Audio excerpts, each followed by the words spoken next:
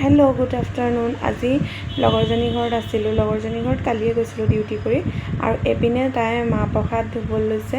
আৰু যিহেতু তাই কাম বহুত কমকৈ কৰে, আৰু সেইকাৰণে মাকে কৈছে আমাৰ ৰিম্পী ডাঙৰ হ'ল। মা মানে তাইৰ মাক আৰু মানে মোৰ খুৰীয়ে কৈছে আজি আমাৰ ছোৱালী ডাঙৰেই হ'ল। মই কৈছোঁ ডাঙৰটো কেতিয়াবাই হ'ল, কিন্তু কামবোৰহে কমকৈ কৰে। আজি মাহ প্ৰসাদবোৰ তাইয়ে তিয়াব লাগিব, যিহেতু তাই শৰণ লৈছে আৰু সত্যনাৰায়ণ পূজা কৰিব। আপোনালোকেও আহিব পূজা খাবলৈ পাঞ্জাবাৰীলৈ দেই।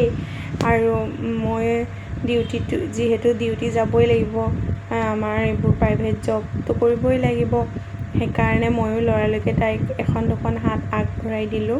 আৰু এইপিনে তাই মাহ প্ৰসাদ ধুই তিয়াব লৈছে, আৰু ময়ো লৰালৰিকৈ এইপিনে চব্জিবোৰ উলিয়াই বোলো কাটি দিওঁ বোলো।